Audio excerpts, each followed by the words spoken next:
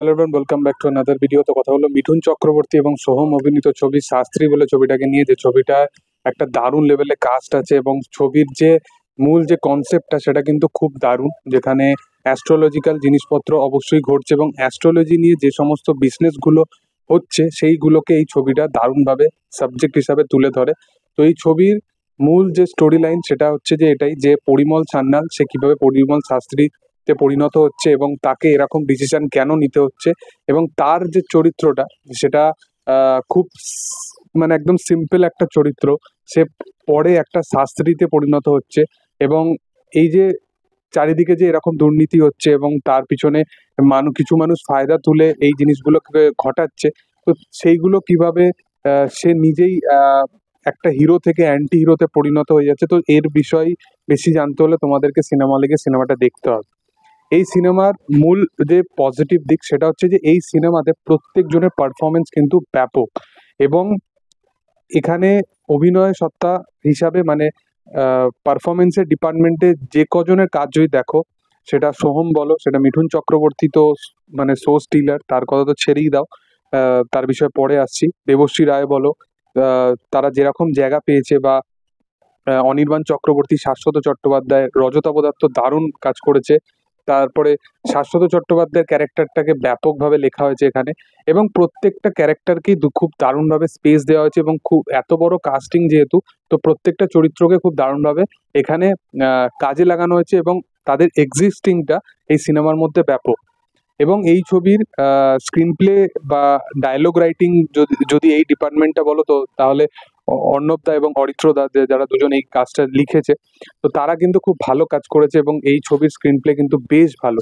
এবং এই ছবিটা অ্যাকচুয়ালি কনভিন্স করায় মানে অডিয়েন্সকে এই ছবির স্ক্রিন প্লের সাথে এঙ্গেজ করার জন্য, কারণ খুব এন্টারটেনিং ওয়েতে করা হয়েছে। বিশেষ করে মিঠুন চক্রবর্তীর কিছু কিছু ডায়লগ এমনভাবে লেখা হয়েছে যেখানে তার পুরনো কিছু ছবির হোম্যাচ এখানে রাখা হয়েছে, যেগুলো অডিয়েন্স কিন্তু দারুণভাবে যে এক্সপিরিয়েন্সটা পাবে সেটা কিন্তু ব্যাপক, কারণ সেখানে একটা নস্টালজিক ফিলও হয়, এবং ক্যারেক্টারটাকে যেভাবে পরিমল সান্যালের ক্যারেক্টারটার মধ্যে যে একটা ক্রাইসিস ছিল, শাস্ত্রীর ক্যারেক্টারের মধ্যে যে সে একটা সুপিরিয়র হয়ে গেছে, সেই দুটো ডিফারেন্সটা কিন্তু অডিয়েন্স ব্যাপকভাবে এনজয় করতে চলেছে। এর সাথে সাথে এই ছবির মিউজিক খুব ভালো, এবং ছবির যে ট্রিটমেন্টটা বা ছবির স্টোরি লাইনটা সেইটা অনুযায়ী, প্লট বা বিষয়বস্তু অনুযায়ী কিন্তু ছবিটা দারুণভাবে এগোয়।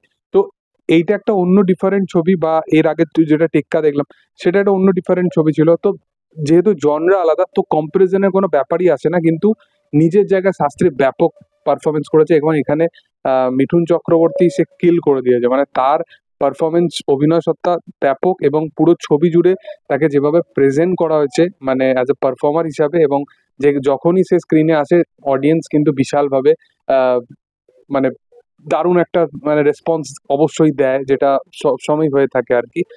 এই ছবির কিছু কিছু জায়গায় অবশ্যই প্রবলেম অবশ্যই আছে, যেখানে যদি একটুখানি বলো যে ছবির ফার্স্ট হাফটা একটু বিল্ড আপ নিতে টাইম নেয়, যেটা অবশ্যই একটুখানি প্রবলেমেটিক হয়ে দাঁড়ায়, বা ছবিতে ধরো একটা এমন একটা সার্টেন, যেহেতু একটা পার্টিকুলার সাবজেক্টের ওপর বেস্ড করে ছবিটা, তো সেখানে কিছু কিছু এরকম জায়গা আছে যেখানেতে হয়তো ছবিটা তোমাদেরকে কোথাও কোথাও একটু ফ্লস লাগতে পারে, কিন্তু ওভারঅল এই ছবিটা ব্যাপক একটা ছবি। এর বিষয়ে কিন্তু আমার কাছে কিছু নেগেটিভ পয়েন্ট নেই ছবিটার বিষয়।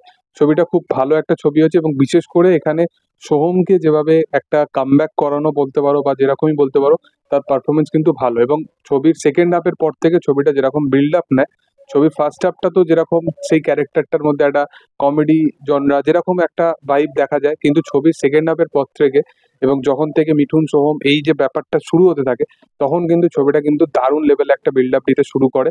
এবং এই ছবিতে অনির্বাণ চক্রবর্তী এত ভালো একজন পারফর্মার হয়ে মিঠুন চক্রবর্তীর সাথে তার কেমিস্ট্রিটাকে ব্যাপকভাবে দেখানো হয়েছে। তো আমার পার্সোনালি এই ছবিটা বেশ ভালো লেগেছে। এখানে মিঠুন চক্রবর্তী, দেবশ্রী রায় প্রত্যেকজনের পারফরমেন্স খুব ভালো, এবং এই কাজটা খুব ভালো, এবং এরকম সাবজেক্টের ওপর বেস্ট করে কাজ খুব কমই হয় বাংলা ইন্ডাস্ট্রিতে। তো সেহেতু আমি বলবো যে এটা একটা মাস্ট ওয়াচ একটা ছবি, তো অবশ্যই ছবিটা দেখতে ভুলো না। আর তোমাদের কি বক্তব্য অবশ্যই কমেন্ট সেকশনে জানাতে পারো। আর ভিডিও যদি ভালো লেগে থাকে অবশ্যই লাইক শেয়ার সাবস্ক্রাইব করে দিও। Thank you all, by.